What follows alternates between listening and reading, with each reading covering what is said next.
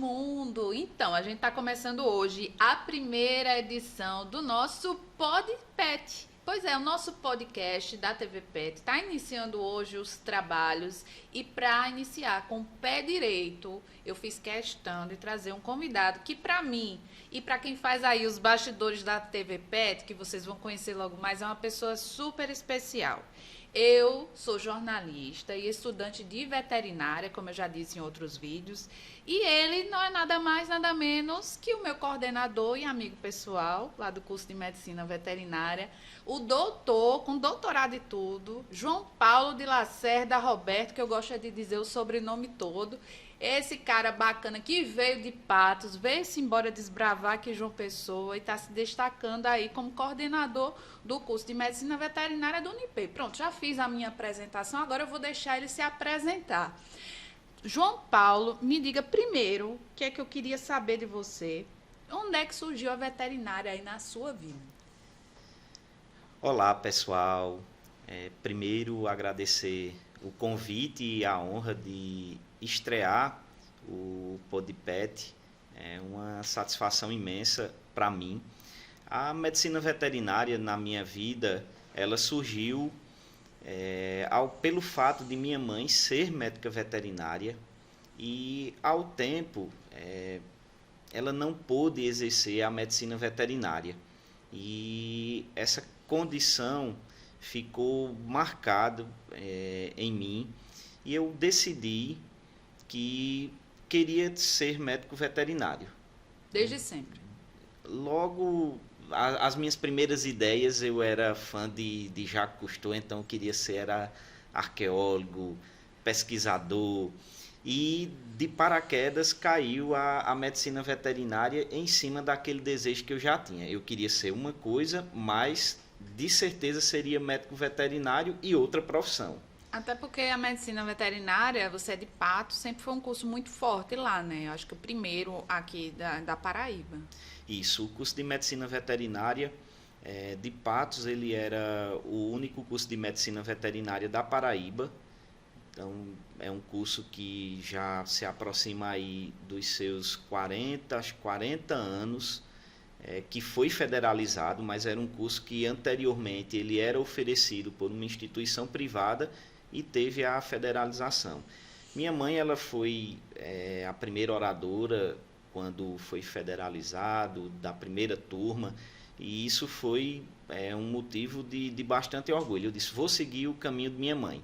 E fiz uma promessa a ela, pelo menos empatar com a senhora eu vou. Eu me formo em medicina veterinária e tinha a pretensão, né, como a maioria do pessoal do sertão, vou trabalhar com gado, vou trabalhar com cavalo. E no meio desse caminho, ali por volta do 4º ou 5º período, surgiu uma oportunidade de estagiar na vigilância sanitária do município de Patos e tinha muito um trabalho parecido com o de professor, de ensinar. E eu resolvi e tomei gosto, né? Resolvi seguir essa carreira buscando a saúde única e me apaixonei pela docência. Então, a partir daí, eu comecei a mirar meu curso para a docência em si. A docência é a consequência dessa carga de estudos que você teve, desse caminho que você trilhou. Mas até lá eu soube que foi bem complicado para você se formar, né? Isso. Que você passou maus bocados aí no curso até conseguir se formar, várias dificuldades aí no meio do caminho que eu acho que pouca gente sabe. Verdade. Eu tenho uma história como a maioria dos nordestinos, dos sertanejos, de uma abnegação e uma luta muito grande para conquistar o espaço que todos nós almejamos. Então, eu era concursado no município de Patos como auxiliar de serviços e eu estudava de manhã no curso diurno e à noite eu trabalhava. Eu dizia sempre que de dia eu era cientista e à noite eu era auxiliar de serviços, que, diga-se de passagem, eu costumo levar esse pensamento para a minha vida. Eu era o melhor auxiliar de serviços da escola que eu trabalhava. E eu aprendi com as melhores, né? Até hoje eu me lembro muito bem de Dona Socorro e de Dona Glória, que trabalhavam comigo e me ensinaram a arte de ser um auxiliar de serviços de qualidade. E ali eu trabalhava duro. A maioria dos meus colegas, eles sabiam que eu tinha esse trabalho, me ajudavam bastante.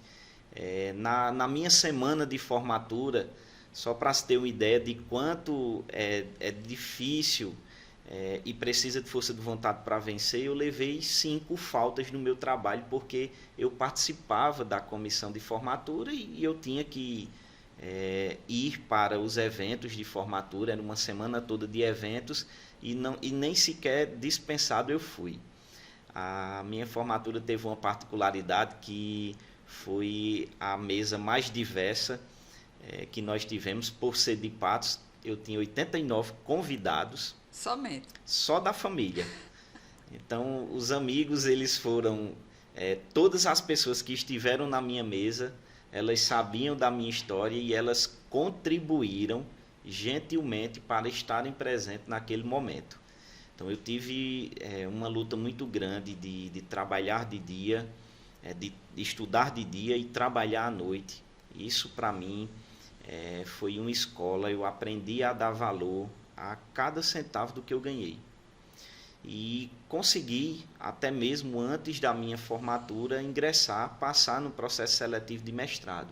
Aí as coisas começaram a mudar de patamar. No mestrado eu já recebi uma bolsa, mas continuei ainda a trabalhar como auxiliar de serviços. Eu necessitava daquele valor e eu continuei até um ano e meio mais ou menos de mestrado, até que eu pedi uma licença sem vencimento e me dediquei exclusivamente ao mestrado. Tem muita gente que acha que é demérito, né, esse tipo de trabalho, mas eu vejo você falar assim com muito orgulho dessa trajetória, até porque tudo que a gente faz, a gente tem que se propor a fazer bem feito, né? Isso. E eu acho que é isso que você carrega aí para a tua vida. Carrego sempre e costumo dizer, sempre que eu vejo um ambiente limpo e cheiroso, eu sei que não foi uma pessoa invisível, um robô que fez aquilo. Eu sei que foi uma pessoa que fez o seu melhor com o que ela tinha. Então, eu já fui garçom, eu já fui chapeiro, né, fazendo lanches. Então, desde dos meus tempos, 14, 15 anos, que eu já trabalhava e trabalhei sempre muito durante a noite em bares, né? Tinha um local onde a galera se reunia lá em Patos, que era a Praça da Alimentação, e eu trabalhava lá no primeiro restaurante que tinha lá, na primeira lanchonete, e sempre fazia tudo com o maior afinco do mundo.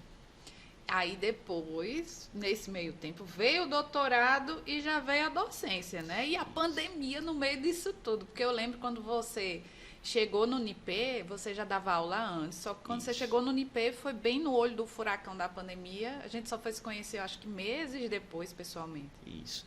Finzinho do mestrado, apareceu uma vaga para professor substituto da UFCG. Eu resolvi me candidatar. Eu disse, vou fazer, e havia terminado o mestrado 15 dias antes do processo seletivo, então entrei no concurso como mestre, né, concorrendo com mais 2 doutores, com mais 3 mestres, e nessa vivência, né, que nós tivemos, eu tive a felicidade de apenas eu ir para a última etapa. Então fiquei ali como professor substituto da universidade pela qual eu me formei, tornei-me colegas dos meus professores e foi uma experiência maravilhosa viver aquele momento. Logo em seguida, passei no doutorado, ingressei no doutorado e encerrou o contrato de professor substituto, mas ao mesmo tempo eu também fui convidado para ser secretário de Agricultura do município de Patos. Tudo ao mesmo tempo? Tudo ao mesmo tempo. Então aconteceram ali em questões de 4 a 5 meses de estar como professor substituto, aluno de doutorado, secretário do município, e eu fui o primeiro auxiliar de serviços concursado secretário do município. Então eu carrego isso com muito orgulho e consegui levar conquistas importantes, né, através da gestão para as pessoas que lá trabalhavam. Em seguida, surgiu o convite para que eu viesse ministrar aulas no Unip, e nós iniciamos, eu fiz um processo seletivo no Unip, que era para entrar no período de julho, no segundo semestre. Aconteceram alguns fatos e uma professora, ela teve que sair da disciplina que ela ministrava, assumir a disciplina. Eu assumi essa disciplina em maio. Hoje fazem 3 anos que eu iniciei minha trajetória no Unip. Iniciei essa disciplina e logo em seguida eu fui para a disciplina pela qual eu tinha sido feito o processo seletivo, que era a disciplina de semiologia. 15 dias, quando eu havia sido contratado, pandemia, todo mundo em casa. Não deu nem tempo de trazer a mudança para João Pessoa. Eu lembro bem, porque a gente estava no meio do semestre, foi aquele tumulto. Você entrou para a minha turma como professor de fisiologia. Isso. E assim, o que eu observei desde o início é que você sempre teve esse perfil conciliador. Porque eu vinha de outra instituição, precisava de um aproveitamento, e você nem me conhecia e deu esse suporte, sabendo também. Eu acho que essa sua bagagem, essa sua vivência também ajudou a ter essa compreensão que nem tudo é preto, nem tudo é branco, e ajudou, mesmo sem me conhecer, e outros colegas também, a resolver essa pendência. E depois, na semiologia, era aula em casa. Isso. Então não tinha nem como demonstrar as técnicas corretas. Para quem não sabe, semiologia é aquela parte que a gente aprende a tocar o animal, a examinar direitinho, a detectar alguma doença sem precisar a priori, né, fazer exame. É aquele primeiro atendimento. Então como é que a gente tem aula, aprende sem ter o animal? Aí o que é que João Paulo fez?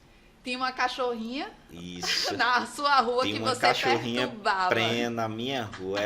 Ela teve filhotes durante a semana e eu tive a brilhante ideia. Pessoal, cada um pegue o seu gato, cada um pegue o seu cão, que ele seja manso, que não morda vocês, e vamos ter uma aula prática. Vamos praticar mesmo que online. E aí nós fomos com as câmeras às vezes um pouco mal posicionada, mas nós fizemos ali um esboço de uma prática, até que um dos filhotinhos me mordeu e as aulas foram canceladas para as demais turmas.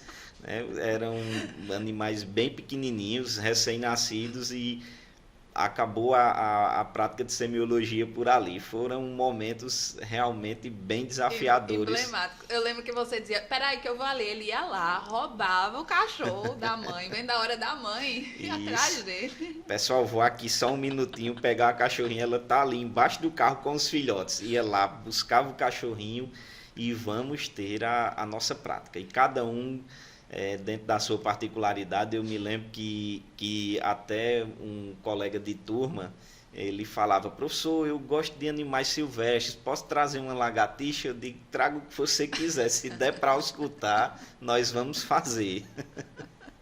Vamos com tudo. Faço o que eu digo, mas não faço o que eu faço. Exato, né? Vamos tentar fazer tudo, vamos tentar auscultar de gato, cachorro, lagartixa, o que tiver, nós vamos fazendo. Até se brincar, botar o estético na tela do computador, que virou um meme. Isso. Durante a pandemia, né? Para os profissionais da área de saúde. Mas depois, a pandemia acabou.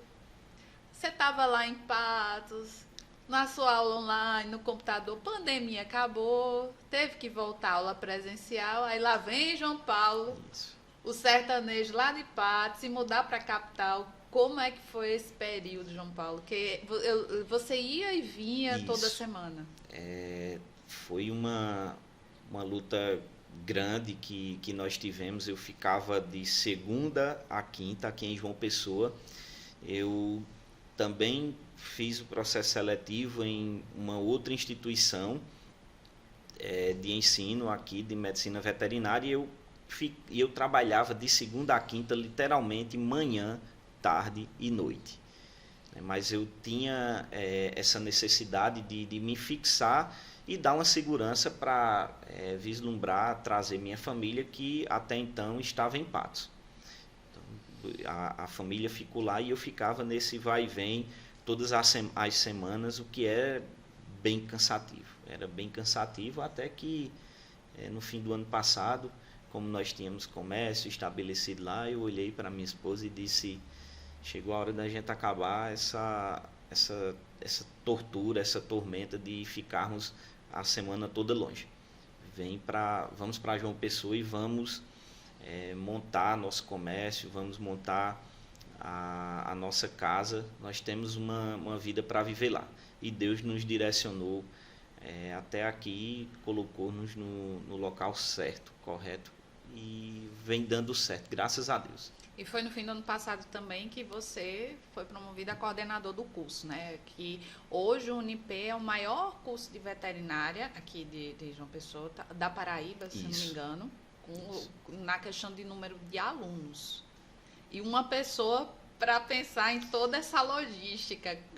Eu acho que deu um boom, né, na cabeça, apesar de você ter essa vivência, de ter se preparado, mas eu acho que quando acontece, eu acho que não é fácil, né? Isso. Surgiu no fim do ano o convite, né? Foi feito para que nós assumíssemos a coordenação de medicina veterinária. O curso já era grande, tornou-se ainda maior. O curso de medicina veterinária, hoje, ele é o maior curso de medicina veterinária da Paraíba. Nós temos, entre as que eu conheço, hoje a maior estrutura física são cerca de 600 metros quadrados só de complexo de clínicas para atender os alunos, fora as salas de aula, fora os laboratórios de anatomia que os animais podem acessar. Foi um investimento muito grande e eu, além dos meus 3 filhos biológicos, eu tenho um pouco mais de 800 filhos para também tomar de conta. Inclusive, você é um desses meus filhotes que eu tenho que todos os dias acalentar, corrigir, abraçar e trazer para perto e oferecer a melhor condição de ensino possível. Mas eu dou muito trabalho? Dá não, pouquinho. É exigente, cobra o que tem que ser cobrado, está no papel que tem que ser feito e nós sempre buscamos aí atender todas as demandas que são levantadas. Confesso que eu sou um pouco carangueira, né? Mas é sempre pro bem e pro engrandecimento aí do nosso curso. Mas já aconteceram histórias curiosas, né? Uma delas, você estava contando aí nos bastidores, que para quem não sabe, você tem um pouquinho assim de déficit de atenção, né? Isso. Sua esposa que o diga, aquela que tem que ficar atrás, direcionando, não, vai para cá, porque senão você vai e se perde longe, né? Você foi tomar um café e terminou plantando uma árvore. Eu tenho um staff forte. Meu staff, ele é seguro, já conhece. Nós estávamos em avaliação do MEC na semana passada, e é uma semana toda de avaliação e é um momento bem tenso. O curso tem que mostrar todas as características que ele tem, só que nós já vimos em preparação há aproximadamente 2 meses para essa visita. Fizemos a inauguração da nossa clínica e em seguida passamos para a visita do MEC. E às vezes eu chegava em casa e tinha alguma coisa para fazer na cozinha, eu ia na cozinha, aí alguma coisa me chamava a atenção, eu fazia outras 10, esquecia o que eu tinha que fazer.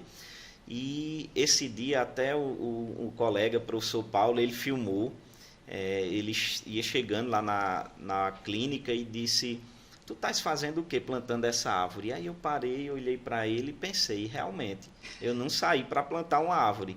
E me lembrei que eu tinha saído para tomar um café, aí escutei uma cigarra, o canto das cigarras na mata que tem por trás da nossa sala de coordenação.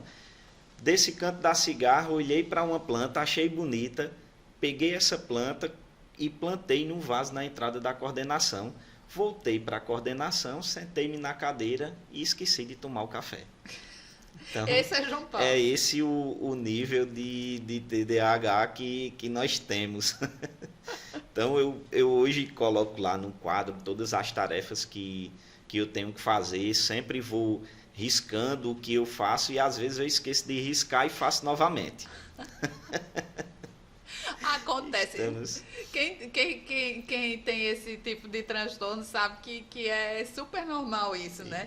Agora, o ruim é lidar com a organização aí no meio desse processo todo. Isso. Porque a cabeça não para, né? As ideias, elas continuam vindo, as demandas vêm. E organizar isso para que as coisas fluam, funcionem, é o que é mais complicado. É bem complicado. E principalmente planejar aulas nesse tipo de característica. Fazer a aula seguir aquele fluxo, aquela rotina que havia sido planejada, isso para mim é um desafio diário. É um desafio diário. Na vida pessoal eu conto com Dani fazendo a organização dessas coisas. Dani é a minha esposa.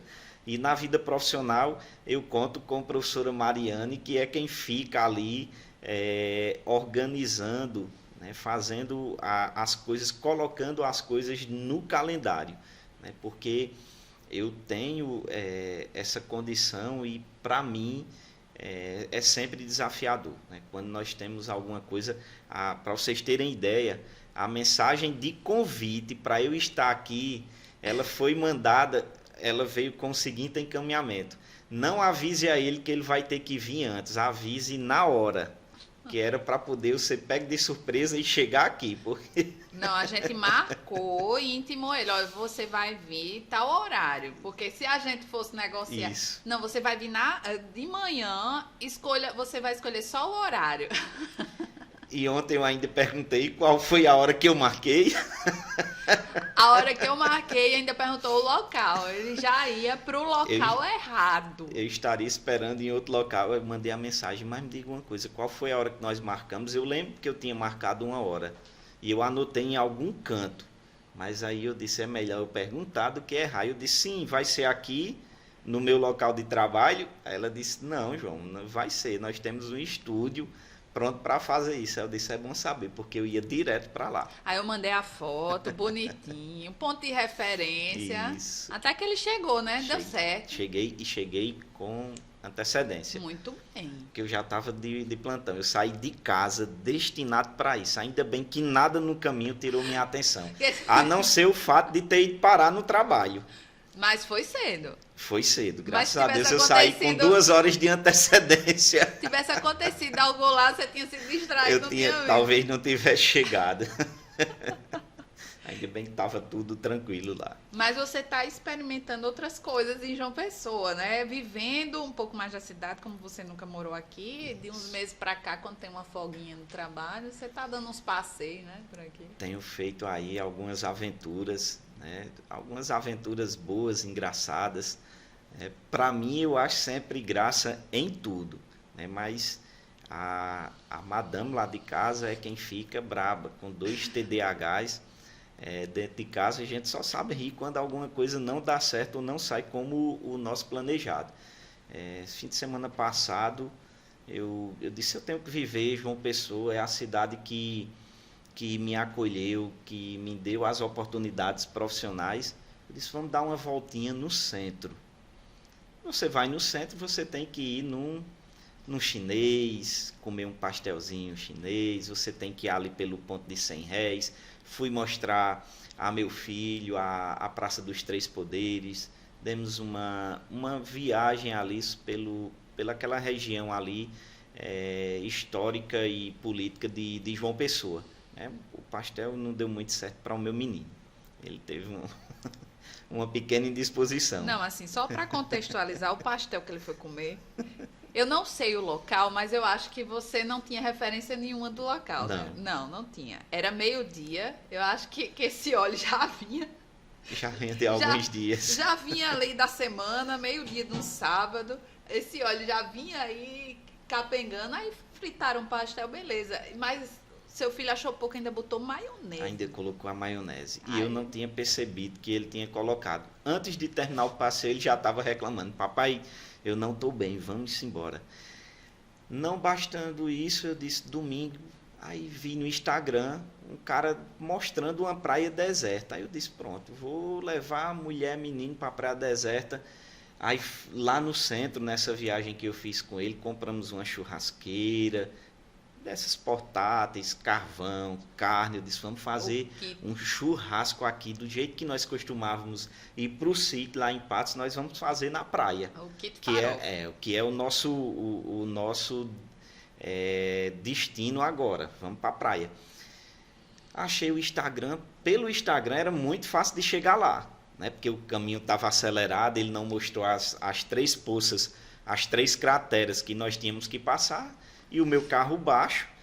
Na primeira poça que eu passei, ficou a placa do carro, na segunda entrou água dentro do carro, na terceira nem eu mais tive coragem de passar. E para voltar? Para voltar, aí nós viemos procurando a placa do nosso carro, achamos a placa de outro carro, depois achamos a nossa, um pedaço da saia do protetor de motor de outro carro, e entre risadas e o desespero de minha esposa, nós ainda conseguimos chegar em uma outra praia e fizemos lá a nossa farofada. Eu gosto de farofa. Mas também você queria fazer o quê? Uma trilha no Ford Ka, né? Exato, fazer uma trilha no Ford Ka, o carro baixo 1.0, era praticamente uma missão ninja. Se fosse um Uno, daqueles quadradinhos, eu tava calada, viu? Mas, porque aquele ali aguenta tudo, mas o Ford Ka... Mas o meu bodinho aguentou firme. Ele passou e voltou. E quando eu entrei na cratera que nós tínhamos perdido a placa, a água estava simplesmente na altura do joelho. Então nós passamos praticamente como um barco. Olha, Dani, ela tem um lugar garantido no céu, viu? Dani tem aguentado minhas aventuras. O bom é que ela vai, porque lá em casa são 3, né? Eu tenho 2 filhas mais velhas que moram em Patos, mas aqui sou eu, Dani e André. E geralmente, pela democracia, nós fazemos o programa em que 2 decidem. Aí quando eu me junto com o André, Dani quase sempre perde. Tadinha. E aí nós vamos para as aventuras mais radicais. Voto vencido. Radical, inclusive, que você gosta de moto, né? E moto grande, daquelas de aventura, de viagem. Um dia desse você estava no Instagram, postou uns TBTs, Sim. umas motos antigas que você comprou. Sempre teve essa vontade de sair por aí, viajar de moto, e ter esse tipo de veículo. Porque eu vou confessar que eu morro de medo de moto. Eu tenho medo, eu não gosto nem de pegar carona, mas logicamente que são essas motos menores, que tem menos segurança, menos estabilidade. E essas outras que são maiores, com mais potência, são um pouco mais seguras. Como é que surgiu essa paixão? Eu sempre gostei muito de moto, sempre gostei muito de velocidade. E eu tinha para mim que o ápice de minha carreira, o ápice de minha profissão, era eu estar vestido em uma roupa especial para esse tipo de esporte. O motociclismo ele é um esporte, mesmo esse que nós fazemos, mas como nós andamos em alta velocidade, né? Isso sempre respeitando aí os limites, né, que são impostos.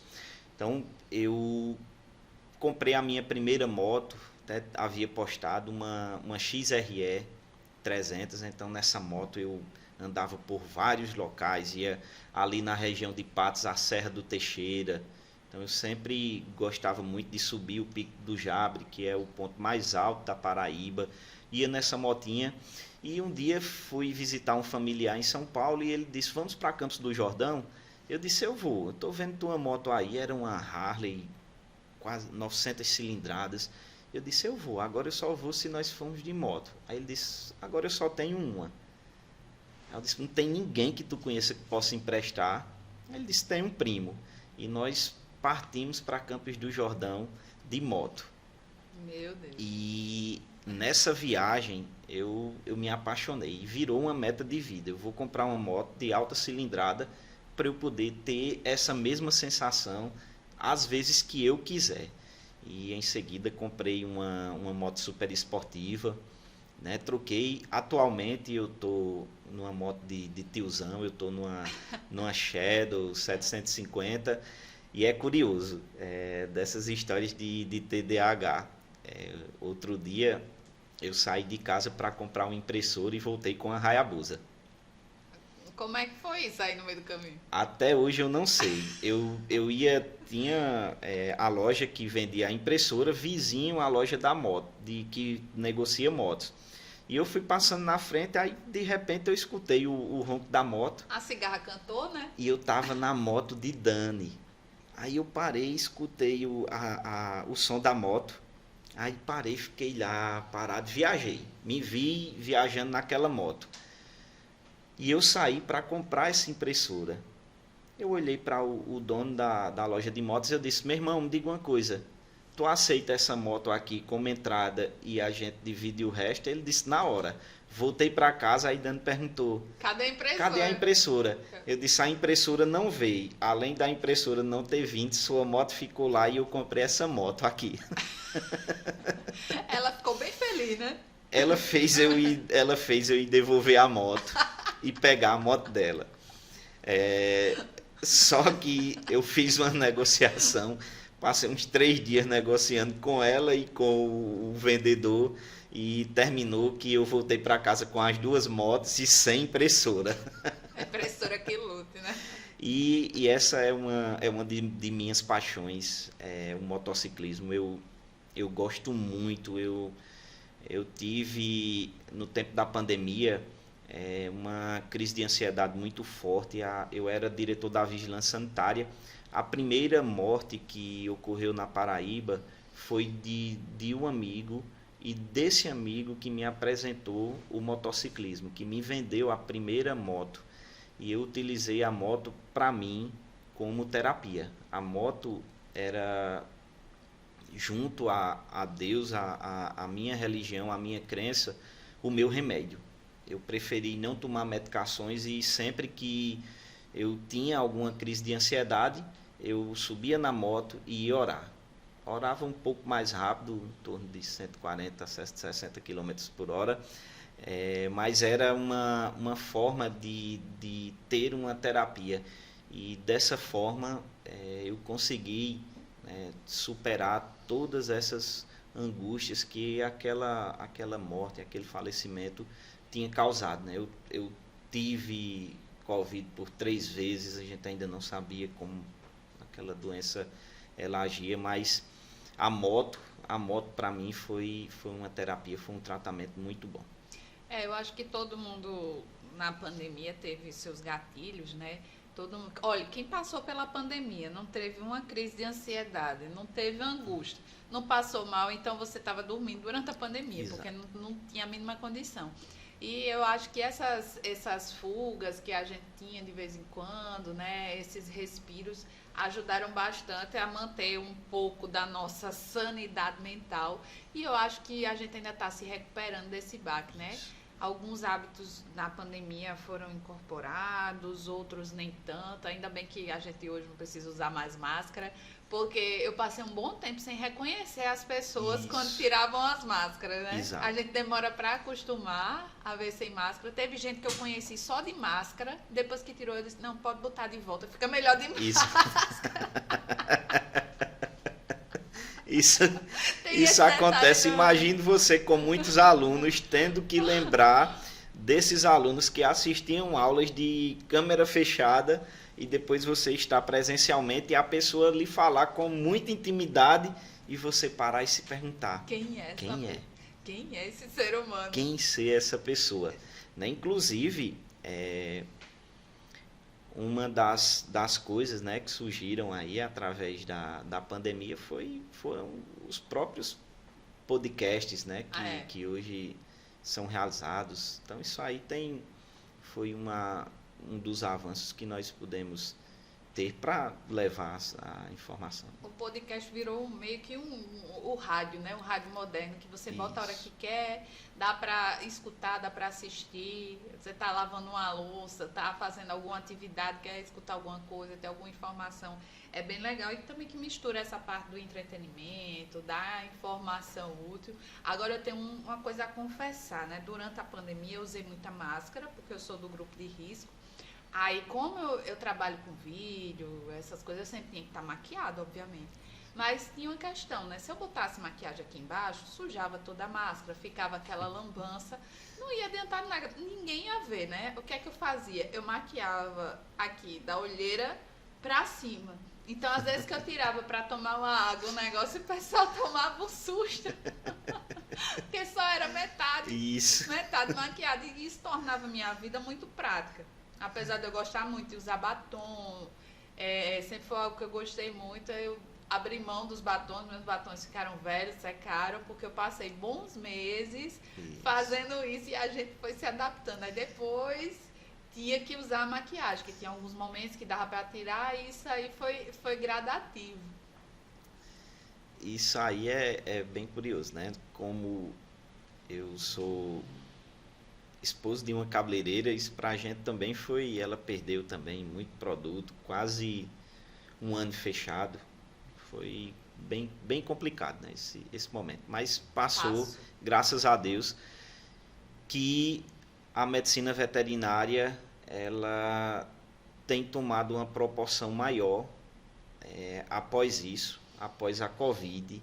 Né, acendeu-se o alerta para as doenças que partem, as zoonoses, que são as doenças que são transmitidas dos animais para os homens ou dos homens para os animais.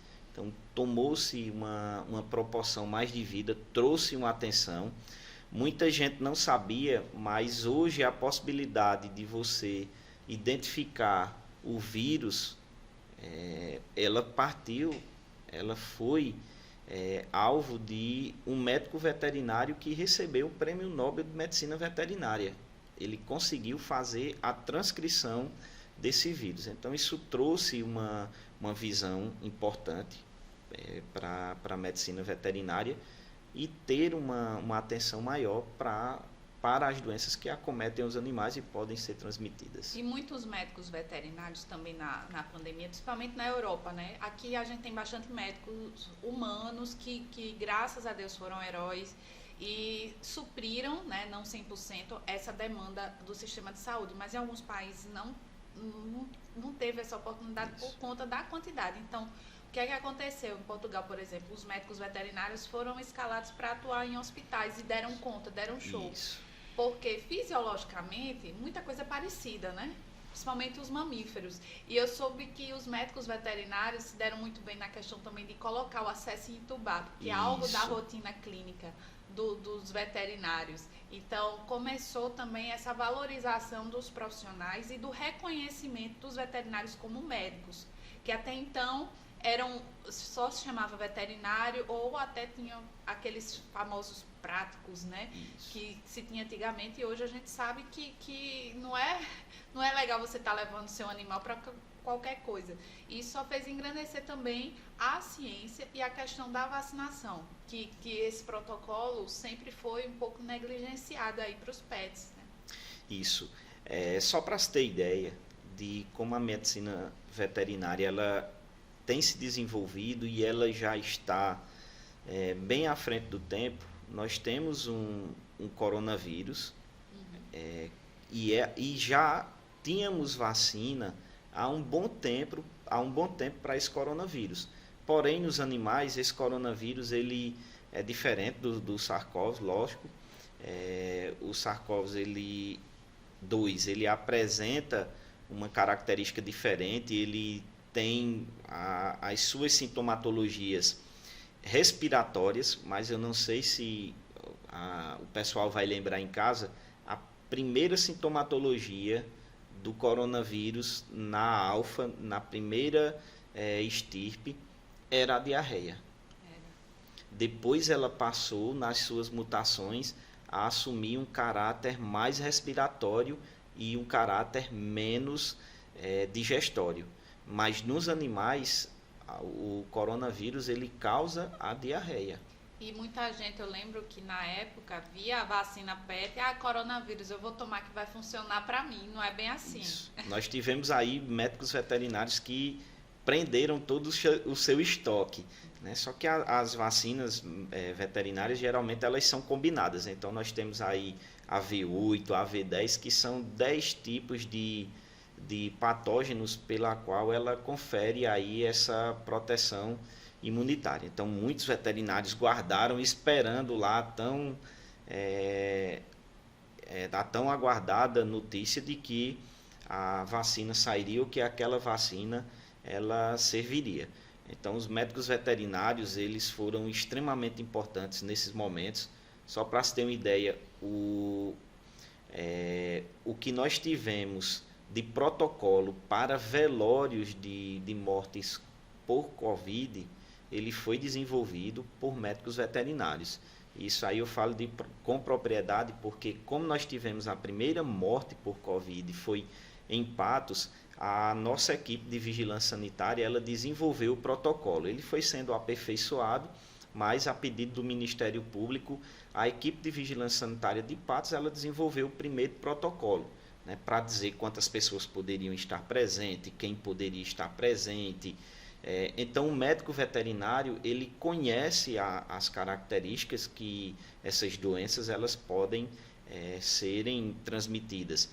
A questão das intubações elas também foram extremamente importantes, né? Geralmente, o anestesista é quem faz a intubação. Na medicina veterinária, não. Na medicina veterinária, faz tudo. Pelo caráter generalista, ele nas aulas práticas ele já vai ali fazer a intubação dos animais, o que confere a ele uma segurança maior para intubar o animal. Pois é, todo veterinário, pelo menos os que eu convivo, tem a sua especialidade, mas sabe um pouquinho de tudo. Sabe um pouquinho de anestesia, de analgesia, de procedimentos ambulatoriais. Uma castração, eu acho que é o básico que todo veterinário que trabalha em clínica tem que saber. Nem todos fazem, a gente sabe, obviamente, que cada um tem o seu limiar ali.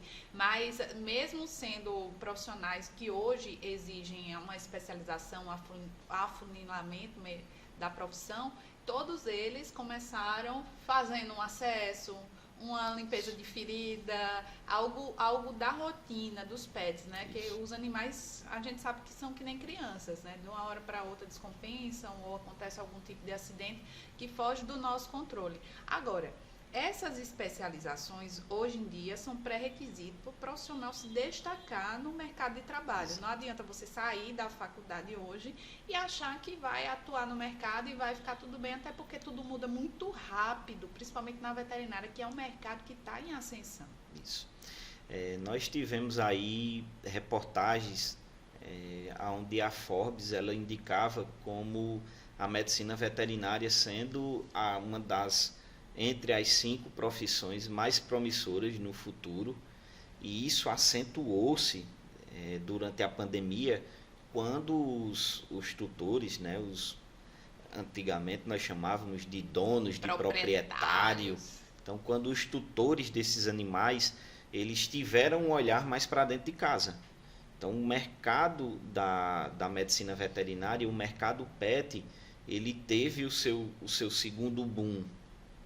Então, ele trouxe aí uma característica de mostrar a importância do médico veterinário, de mostrar a importância da nutrição para esses animais. Os animais deixaram de ser mais negligenciados, de mostrar a importância da vacinação e uma característica importante, como você falou, a questão das especialidades. O médico veterinário ele tem a sua formação generalista, mas hoje o mercado ele tem exigido e tem sido melhor remunerado o médico veterinário que tem especializações, assim como nas humanas, especialidades de cardiologia, oftalmologia, endocrinologia, neuro, ortopedia, cirurgia ortopédica. Então nós já temos aí um leque se abrindo para que, assim como na medicina humana, os médicos veterinários eles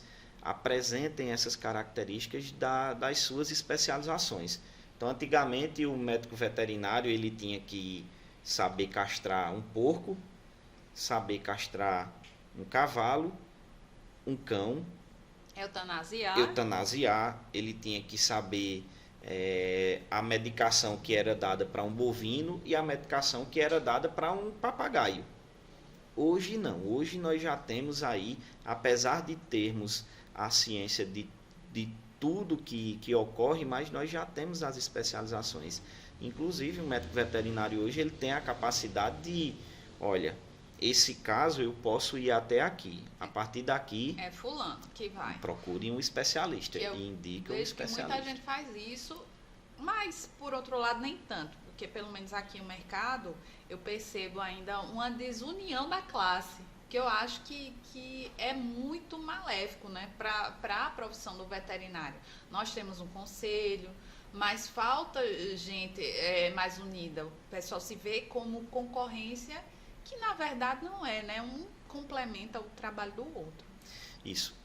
Uma cidade verticalizada como João Pessoa, se você levar em consideração, nós temos aqui complexos que têm 1.000 moradores. Podem ter certeza que daqueles 1.000 moradores ali, nós vamos ter pelo menos 50% com algum animal. Seja uma calopsita, ou seja um cão ou um gato. Então, o mercado, ele se abriu de uma forma em que, no lugar de nós termos aí uma concorrência voraz, devíamos ter uma união, para justamente fazer isso. Olha, eu posso ir até aqui com o paciente. Daqui para frente eu vou fazer a indicação para um especialista. E nós temos uma área bastante frutífera. João Pessoa tem uma estimativa entre cães domiciliados, cães de rua. Essa estimativa de animais, ela gira aí em torno de 12 a 13% da população humana. Que é muito, né? É muito animal. Isso aí nós estamos falando de animais de rua.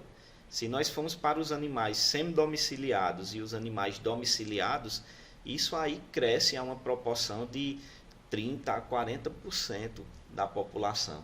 Eu mesmo não tinha nenhum animal. De uns dias para cá eu inventei e agora eu estou numa pegada de pets não convencionais. Comprei uma calopsita e um mini hamster. Estão lá aperreando a vida de Dani. Mais dois, né? Mais dois para aperrear a Dani. A pobre de Dani. E a calopsita, ela tem um humor ótimo, né? Ela sempre que vê Dani, ela chora feito um bebê. Meu Deus do céu, coitada. Mas, por outro lado, assim, a gente vê essa questão do mercado se movimentando para se especializar e para trazer o melhor da medicina para cá, para João Pessoa, mas também tem os tutores, né? Que esses, às vezes, são um grande entrave, porque muita gente vai tratar do pet, meu pet dorme comigo, eu amo de paixão, mas na hora de tratar, não quer pagar também o valor que aquele serviço é oferecido. Aí termina indo para um canto mais barato, que as coisas nem sempre são feitas de acordo com as normas, com protocolos. E, aquele veterinário explora demais, porque ele cobra caro, mas não vê o que é que está por trás daquela estrutura, do estudo, do empenho, dos materiais que ele usa, porque é caro, gente. Isso. É caro. Um estetoscópio bom, por exemplo, não é menos de R$800. Exato. Então, imagina, se você se especializa em oftalmo, por exemplo, são caríssimos os materiais. Então, é um trabalho, né? A gente faz por amor, gosta dos pets, que eu acho que 100% de quem estuda veterinária faz por amor, mas a gente tem que pagar a conta também. Isso. E oferecer um serviço de qualidade. Nós temos que fazer medicina veterinária por amor e trabalhar com amor. Porque o médico veterinário, ele tem uma linha muito tênue entre realizar o que é devido e se culpar por não ter feito o que não era da capacidade dele fazer, principalmente nos aportes financeiros. Quando você vê um médico veterinário cobrando metade do preço do outro, cobrando ali um valor que você estranhe, é igual a comprar carro. Quando você vê um anúncio no LX que o carro está barato demais, pode ter certeza que tem alguma coisa de errado. Ou é utilizando um anestésico vencido, um equipamento de baixa qualidade, e isso coloca a vida do seu pet em risco. Até os fios, né, que são utilizados. Ele vai no lugar de usar um fio absorvível, ele bota lá um fio de pesca, depois você realiza a castração, passa a mão no abdômen do animal e consegue sentir todos os pontos de sutura que foram ministrados ali, que foram feitos no animal. Então, nós temos hoje uma tecnologia, se não igual, uma tecnologia se não superior, uma tecnologia semelhante à que é utilizada na medicina humana. E somos médicos, né? E somos médicos. Eu somos faço questão médicos sempre de veterinários. frisar isso. Aí o pessoal pergunta, você faz faculdade de quê? Eu disse, medicina veterinária. Você dizer só veterinária, eu acho que resume muito brevemente, até porque a gente atua até na saúde humana. Exato. Também, né? Hoje é uma pegada muito forte aí da medicina veterinária com a saúde única. Uhum. Né? Então, nós estamos diretamente cuidando das vidas das pessoas quando em um abatedouro nós colocamos um selo de origem daquela carne, nós averiguamos a qualidade daquela carne. Nós estamos cuidando da saúde humana quando em um ambiente que está sendo coletado leite, nós atestamos a qualidade daquele leite. Então, tudo isso tem a presença de um médico veterinário atestando essa qualidade. Até no supermercado, né? Ele se torna invisível, mas ele está lá. Hoje, no supermercado, eles apresentam aí os RTs que são necessários para o bom funcionamento, porque nenhum profissional, além do médico veterinário, ele pode dizer que aquele alimento ele está próprio ou impróprio para o consumo. Os alimentos de origem animal é de característica única e exclusiva. Seja o mel, seja o leite, seja o ovo. Para quem não sabe, para o ovo chegar na sua casa, ele passou por uma inspeção de um médico veterinário. Ou deveria ter passado. Exato. Então, nós temos essas características do mel, da cera da abelha, do mel de abelha, do ovo, da carne, do leite. Todos esses alimentos que são de origem animal, eles devem passar pelo médico veterinário. Eles são atestados pelo médico veterinário. Pois é, muita gente não entende essa importância. E é bom esses bate-papos, principalmente quem é da área acadêmica, para fazer esses esclarecimentos aí para o pessoal da importância, né, da presença do médico veterinário na vida, né, que Isso. Às vezes é um personagem invisível, você acha, o veterinário é aquele da clínica que vacina o meu pet, mas não, a profissão está em várias esferas e tem várias possibilidades. Muita gente se assusta com o número de veterinários que estão se formando, que estão saindo, mas tem mercado para todo mundo, na verdade. Tem mercado. Só não tem mercado para um profissional ruim. Para quem não gosta de trabalhar também, né? Para um bom profissional, haverá sempre uma vaga ociosa esperando. Para um profissional que não se qualificou, que não estudou, né, que não buscou durante a sua graduação formas de aprimorar aquilo que ele estava aprendendo e vendo dentro de sala, ele vai ficar travado no mercado. Isso é para qualquer profissão, para a vida, né, da gente. Exato. João, estão me avisando aqui que já chegou nossa hora, né? Passou voando. 10 minutos passaram rápidos. 10? A gente já está em 1 hora quase aqui conversando, batendo papo. Você gosta de falar um bocado, eu também gosto. Eu acho que esse papo renderia outro podcast, mas para a estreia eu acho que está de bom tamanho. A gente já passou o nosso recadinho aí, falamos sobre vida, profissão, sobre tudo. E você queria deixar o último recado aí, ou sobre a profissão ou sobre a vida? Eu sei que você gosta dessas mensagens motivacionais aí para a galera. Eu vou puxar aqui um pouco da nossa raiz, né, sertaneja, até onde esta mensagem chegar e alcançar. Na vida, nós temos os obstáculos. Esses obstáculos, às vezes, eles são colocados por nós mesmos. Na maioria das vezes, eles são testes, mas o importante é que a cada dificuldade que você encontrar na sua vida, saiba que ele pode ser superado. Quem acredita em Deus, agarre-se com Ele, segure a sua fé. Quem acredita em outro ser, busque-o. Eu sou cristão, eu acredito em Deus e eu sempre coloco todas as minhas coisas nas mãos de Deus antes de agir. Não à toa que um menino lá do interior de Patos, Eu era tido como a ovelha negra da minha família, fui o primeiro a ter um brinco, o primeiro a fazer uma tatuagem. Então, de uma família humilde, venci, cheguei aqui em João Pessoa, a capital dos paraibanos, ela me abraçou, eu sou extremamente grato. Eu posso dizer que hoje eu consegui atingir o ápice da minha carreira, possivelmente e com muito esforço, com muita dedicação, nós podemos até galgar coisas maiores, mas hoje eu estou no ápice da minha carreira. Eu me julgo um veterinário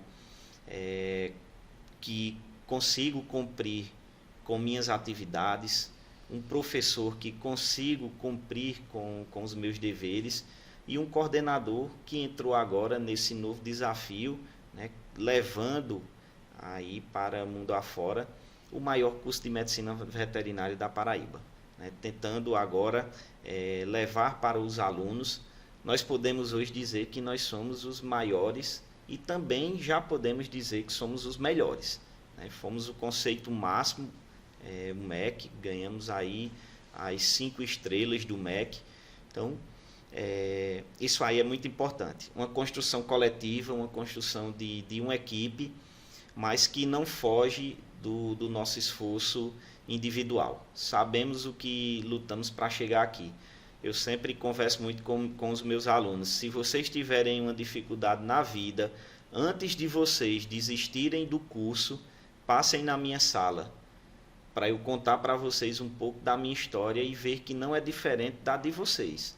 Nós passamos alegrias e tristezas tão quanto os outros, mas a forma que nós passamos isso é o que vai dar o resultado final. O diferencial, né? E agora essa história está um pouco aí registrada, você manda só o vídeo, que aí já economiza tempo também. Exato. As novas tecnologias.